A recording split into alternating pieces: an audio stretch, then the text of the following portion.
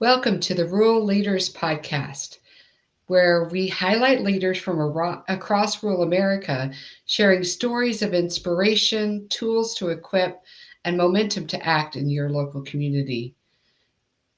Today, we wrap up our rural connectivity series. And Richard, I'm really excited because this series allowed us to get, fiber to the premise at your house. So how is it? It did, Dana. No, it's pretty exciting. We've actually been in this process for quite some time. And, I guess as a reminder to our listeners, you and I first worked together in Washington. You were at Rural Development. I was over at Farm Service Agency. Then we got to work together and absolutely had a lot of great experiences. Now, the program wasn't FSAs, but the Reconnect program, we were able to go out and actually give some oversized checks to some entities to really kickstart some of their efforts. And one of them that I got to deliver was to my local phone cooperative. And I know we had a guest on a couple of episodes ago that talked about that. And because of that, not because of that, but because we were able to give some money from the Reconnect program.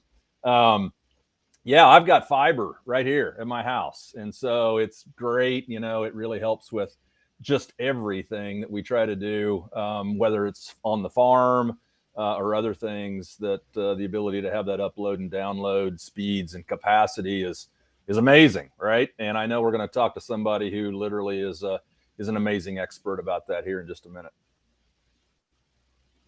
That's right. And that's wonderful news. I'm glad that you and your family and the farm will be able to take advantage of that infrastructure and the connections that can happen.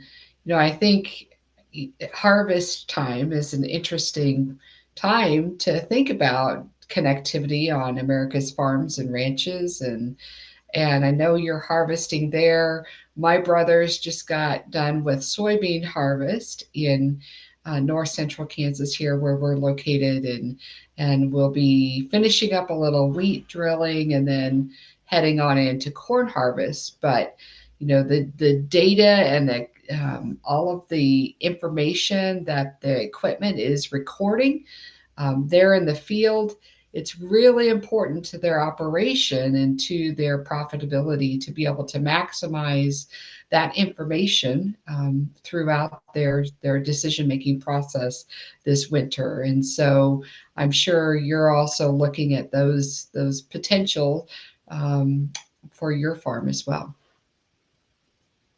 We are, and that's a great point, Dana, because where technology in our equipment it had outpaced our capacity to be able to utilize that at the highest degree. And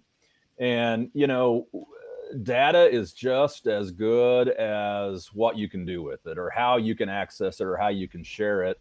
And so, absolutely, we're excited about the opportunity to engage a bit more with our data, with some of our input suppliers and others. Just the ability to share that and have folks help us analyze it. And it's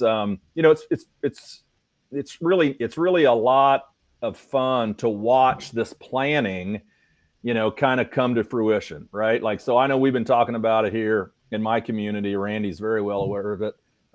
Whoops, I almost introduced our guest without introducing our guest, but very well aware of what's possible when we do have rural connectivity.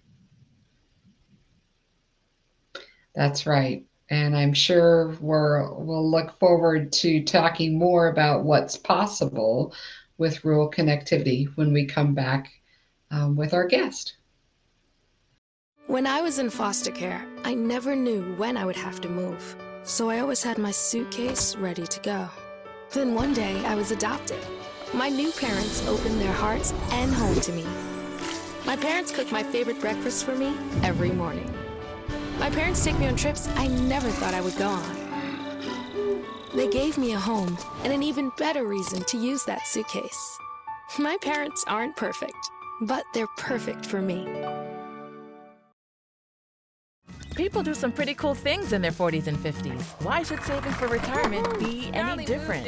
So wherever you are in your retirement savings journey, head to aceyourretirement.org and start chatting with Avo today. That's aceyourretirement.org.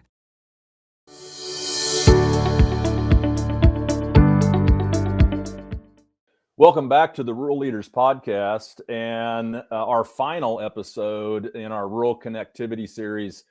And we have an opportunity to have a guest, Dana, on today. It's kind of neat for me because our next guest is Randy Klindt. And Randy really was one of the first people, at least in our part of the world, that really started thinking about what would it look like for a rural electric cooperative to really engage in rural connectivity, whether that was fiber or some other mode of delivering data and connectivity. And so Randy Klindt's our guest again on our last episode of this series. And again, another reason it's neat is that Randy literally grew up down the road from me, grew up on a farm, just right outside of Bethany, and really had an interest and a passion for, these types of technologies, and again, was an early pioneer in understanding how to navigate that space, whether that's understanding what the capacities were, understanding where you could maybe get some funding, and then also providing, I think, and I don't want to steal all of Randy's thunder, but also providing a lot of important feedback back to other entities and folks. So Randy is the founding partner in Conexon. Right, Randy? Did I say that right? Did I pronounce that right? Okay.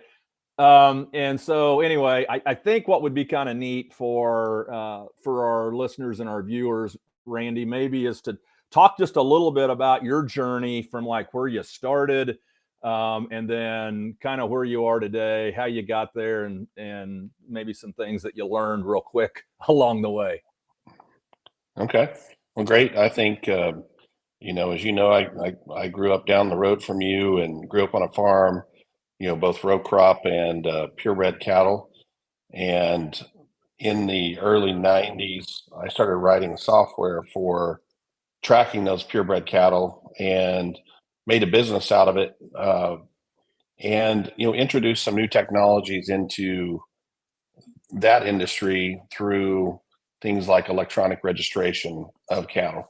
And I remember my parents sitting down at the table and filling out duplicate and triplicate forms and mailing that information into the Cattle Association and waiting 2 to 3 weeks for their registration certificates. And so when I developed the software, one of the things I developed was internet transfer of those software records. So you have a computer on the farm and you input that information that you could use for your own internal purposes on your ranch, and hit a key and submit that information to the association. The next couple of days, you got your paperwork back. What I started to realize is it's really hard, to run that software business and to test that platform when you didn't have internet access. And this would have been late 90s. And, I started to work through the company that's providing you your fiber to the home today. Trying to get better access on the ranch and on the farm so that I could make my business function. And, I became frustrated. I mean, this was the late 90s. They were deploying some DSL in town. I thought, a co-op, we're all members, that, we should all get equal access, and you're using members equity and all those things, a lot like electric co-ops do. And about that time, I met the CEO of the electric co-op, some economic development meeting, and we started talking and brainstorming about what we could do to improve broadband access in the region. And I joined them, and that had been late 99. So that started my 20 plus year tenure at 3 different electric co-ops. And we deployed a fixed wireless broadband system there over a period of years. But what became really evident to me is the usage of the internet from people in rural areas was fast outpacing the technology. As I monitored that network as it grew and people began to use it and use it for more functions, that the technology just wasn't going to work. So at that time, mid 2000s, I started researching fiber optics, fiber to the home. The co-op I was at the time only had about 2 electric meters per linear mile of line. It's very hard to deploy a fiber to the home network when you only have 1 or 2 paying customers per mile. And I realized at the time, it would not work without some kind of funding. At that time, I got an opportunity to move on to an electric co-op in central Missouri called Como Electric. They were a little different, and they had 8 members per linear mile of line. So it's quite 4 times better. When I started looking at the fiber, I thought maybe that might work. And when I got there, we did some initial surveys and studies and determined that the membership of that co-op had been left behind also. Only about 20% of the members at the time had access to broadband. This would have been 2008, 2009 timeframe. And USDA at the time, I think, had published a study that about 40% of rural Americans had access to broadband. So we knew we were behind. We applied for some federal funding through the stimulus grant program back in 2010. And what was interesting about that is we had to get our membership engaged in that process, because part of the process of applying for that grant, which was $60+ million, was community engagement. So we reached out to the members of the co-op, and as far as I know, they still have the box of letters that we received, where we heard all the stories of not being able to access the internet, what that meant for them, from education, agriculture, you name it. We got every story that you can imagine. So we were really disappointed when we didn't receive the grant. And our members were disappointed.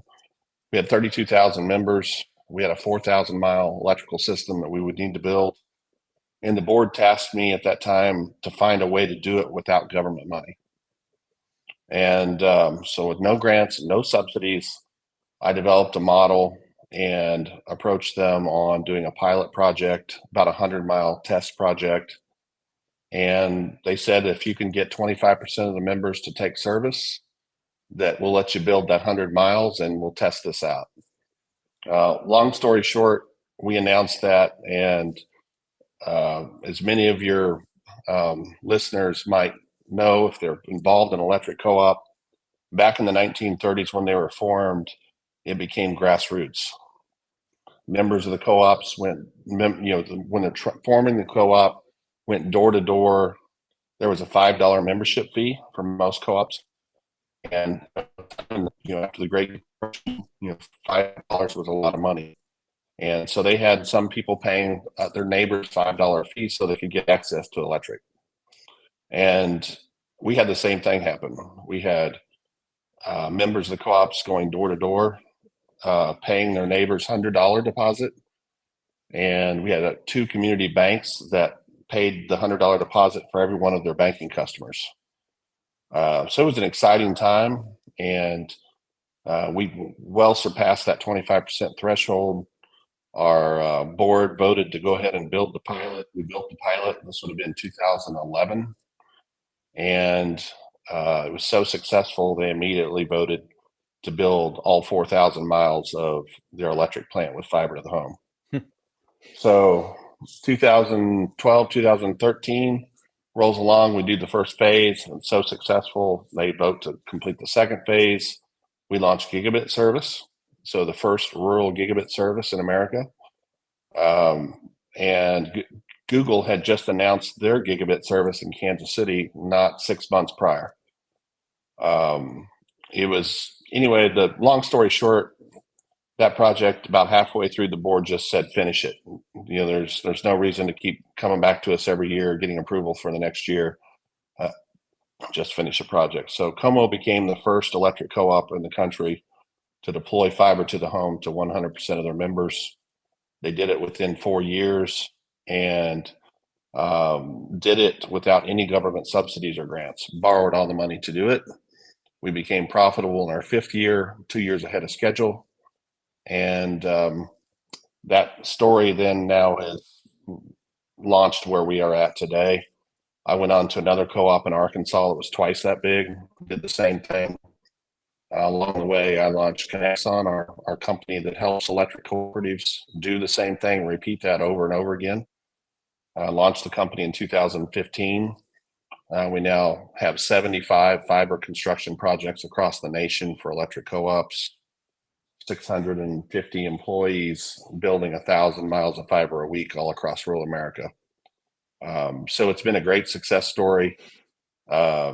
We have recently launched our own ISP called Conexon Connect, where we're partnering with co-ops that don't necessarily want to be in the telecommunication business, and have reached over 10,000 subscribers in Georgia and Missouri and Colorado. And it's been a great thing. And it's the feedback we get from the rural people that get this service for the first time. As you know, Richard, when you first get lit up with fiber, it's night and day different from anything you've had in the past. And all your things you used to have to think about, can I do that work with Netflix on and the kids doing homework, and all that's gone. It's just like the electric system.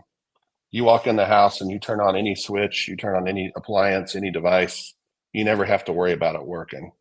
And with fiber to the home, gigabit services, you walk in the house and you can use anything you want, any application, any device.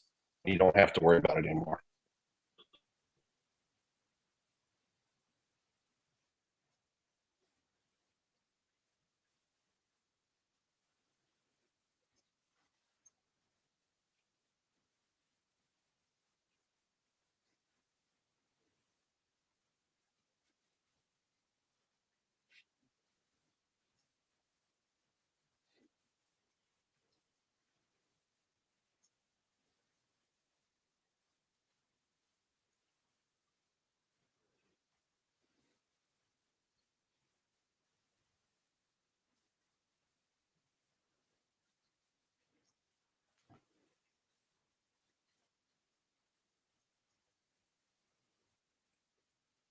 Well, I'm biased. I say go to your electric co-op.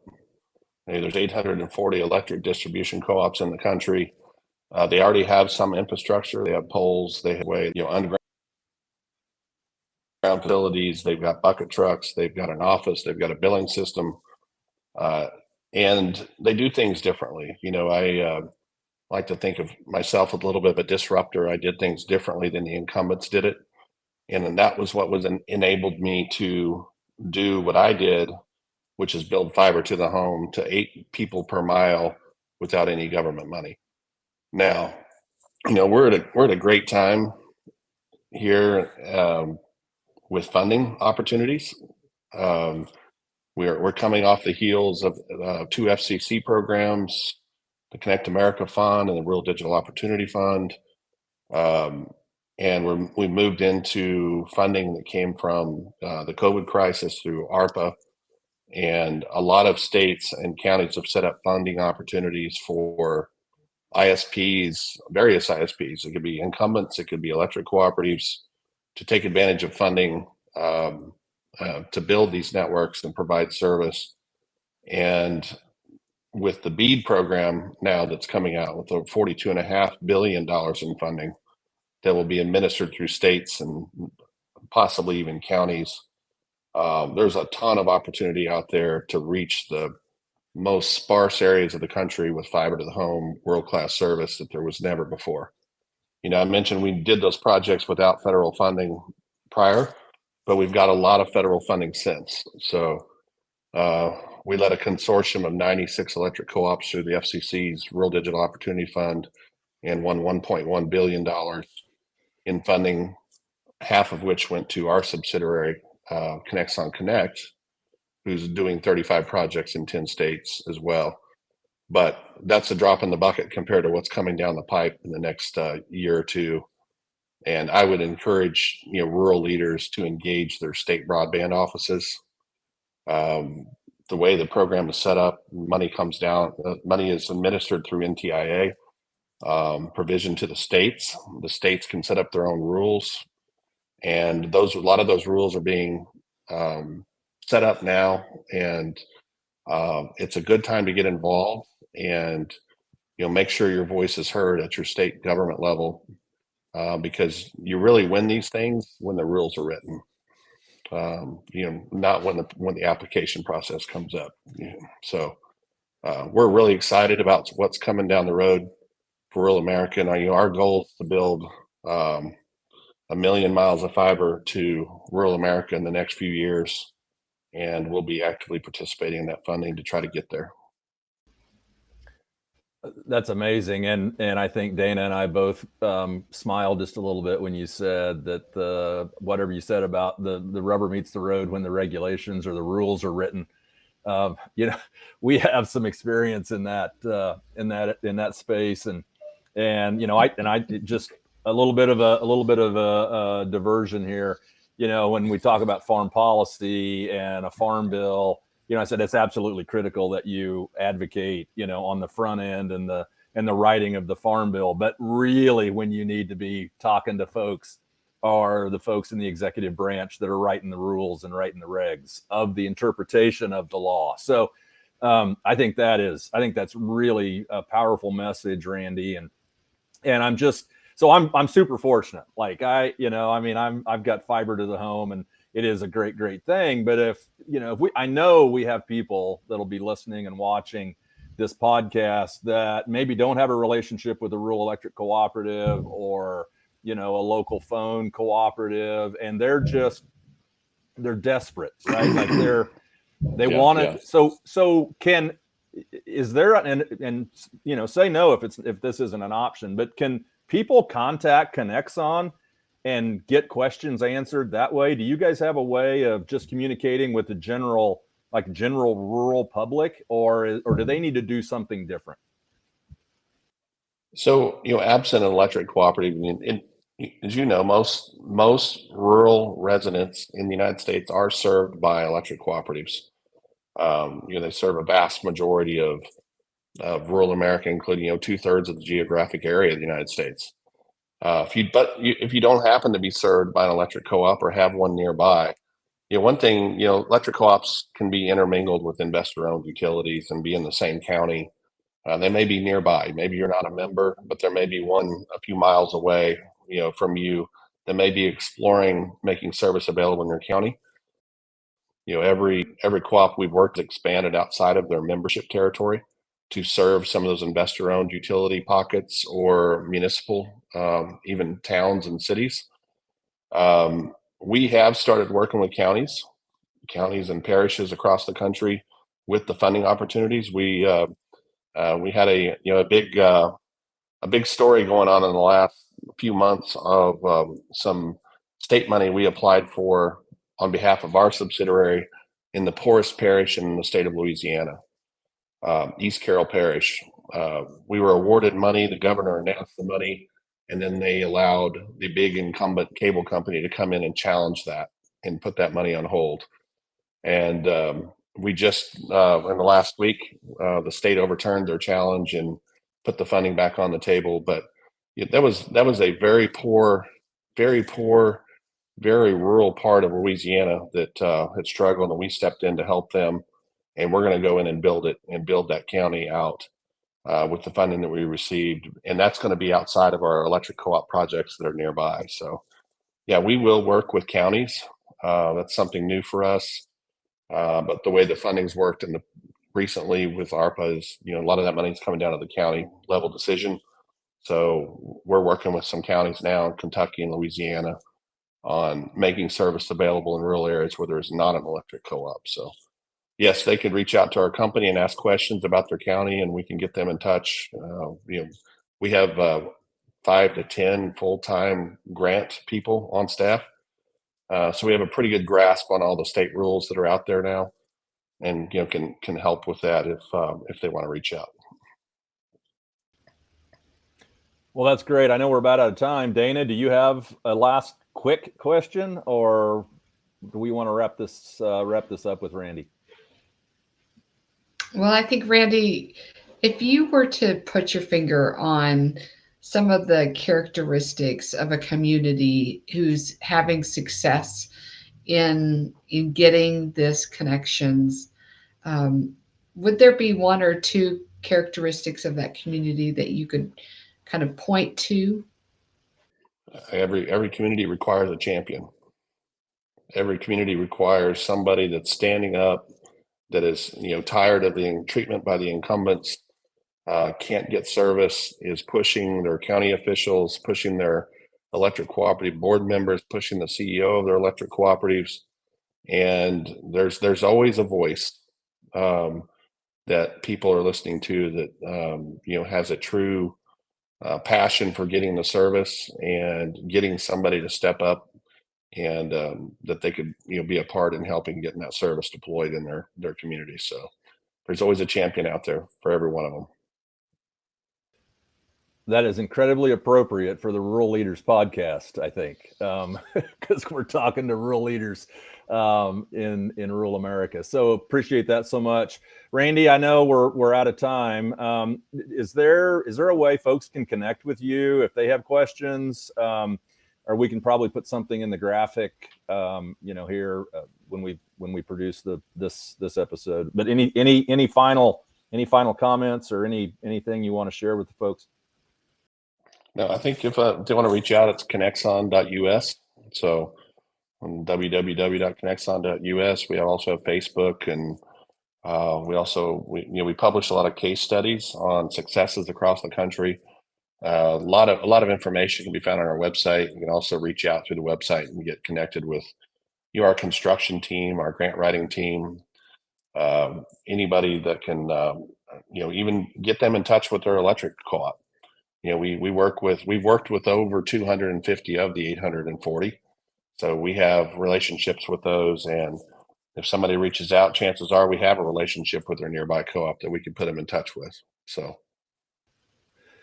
Well, that is fantastic. And, we've had great guests in this series, and this being the last episode of the series, really, really glad you were able to spend a little time with us and share your experiences. I knew a little bit, but obviously the last few years I'd kind of lost track of exactly what was going on. So this has been really good to have you on and an opportunity to learn. So, if I can make one last comment, as we travel the country and we visit with community leaders, and we're in the room with incumbents, and we're in the room with government leaders and politicians, and sometimes people say that rural America doesn't need the broadband speed that people have in the cities. And I think it's the opposite. I think you're disconnected when you're in rural America, physically from doctors and education. And I think rural America needs it more. And our numbers back that up, because given the option, we do 100 meg service, a 1 gig service, and a 2 gig service. We have a third of our subscribers across the country are taking the 2 gig service for $100 when they could have a 100 meg service for $50. And that tells me that people in rural America have a need and desire for the fastest speed you can possibly provide. So, don't let people undersell rural America. We believe 100% that rural America needs as much service or better service than big cities do. We believe the same thing, and I think all of our listeners and viewers do too. But really, really appreciate you saying that. That's pretty valuable. Well, we're going to get out of here. Randy, again, thanks so much for being a guest on with us in this series that's incredibly important to rural America and honestly the success of rural America. And thanks for what you're doing, what you've done, and what you'll continue to do to help this effort. So we're going to get out of here, but we'll be right back after these messages. Hey, Bobo, do trees tell each other stories? I'm sorry. I'm afraid I don't know that. Hey, why don't we go find out? Listen. Do clouds take naps? I couldn't tell you. Dad, do stars visit their friends? Look!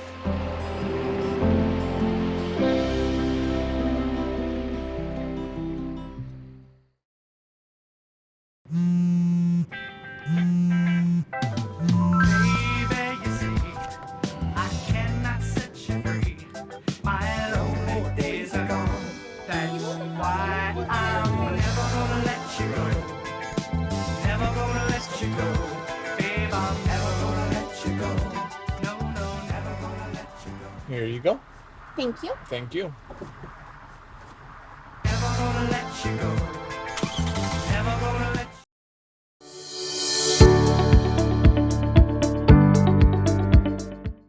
Welcome back to the Rural Leaders Podcast, and again, kind of the ending of our series on rural connectivity. And Dana, I thought Randy really offered some insight that was a little different than what we've had in our other episodes. Kind of I guess looking at it from a different lens, and I thought was just really, really valuable information. Well, I thought so too, Richard, and I really appreciated his kind of self-recognition of his role as a disruptor and how important that has been to kind of new players in the field of bringing connectivity to rural America. It takes everybody. There's so many miles between homes and farms and businesses that we really have to have kind of everyone working on this challenge of getting connection. And I'm hopeful after our conversation that rural America will be connected within a short period of time. There has been a huge amount of investment of public dollars, but also as our series has indicated, a significant amount of money from private investment as well. And making sure that the assets, the people, the ideas, the opinions of rural America are connected to the rest of the world is of utmost importance. It really is. And I think you said two or three things that I thought were important, right? Like, you ask him right at the end, what are some commonalities of these, of these communities that have been successful, and you got to have a champion, right? And that's, certainly that's important for this, but it's important for a lot of other things too. A lot of other efforts need a champion. So that was good. I also thought, what was interesting, and I'd forgotten that Randy had written this software program for purebred cattle registration, but that was when his eyes were opened. Like, I've written this great program that cuts out a lot of steps and a lot of time for purebred cattle breeders, but it can't go anywhere because I don't have access to the internet, right? So he saw firsthand why this is a problem, and it was obviously, it was 2 decades ago, but recognized that and has firsthand experience, and I'm sure not such great memories about that. And so, I think that's one of the things that kind of drove Randy, to get into this and really understand the technology and the process. But the other thing he said, and I hate to keep taking all these nuggets, Dana, but you did say it just a minute ago, is it looks like we are to the point now where we're going to get this thing done and get it funded. And companies like Conexon and people like Randy, can be that catalyst to help fill in the gaps and help people understand what needs to be done, how to do it, how to manage it. Because, I think you and I have said this before, there's not really, like in, policymakers and appropriators where some federal funds are coming from. It's not really the need anymore to convince people that it's necessary. It's just getting it across the finish line and getting it done. But I thought there were 2 or 3 or 4 really good points that Randy made that I don't know that I've heard. I don't know that I've ever heard it exactly like that. So that was kind of interesting. Definitely filled with momentum to act. And so I'm hopeful that this series has inspired, has filled buckets of hope, and has given lots of momentum to champions around the country. Our next series, Richard, will be an interesting one as well. We're going to start talking with rural leaders who are telling stories from rural America. And so we'll be across the country gathering those leaders and sharing what they're doing to really bring attention and bring those stories to life. So in the meantime, if you out there want to connect with us, feel free to send us an email at dana@theruralleaderspodcast.com or richard@theruralleaderspodcast.com. We look forward to seeing everyone next time.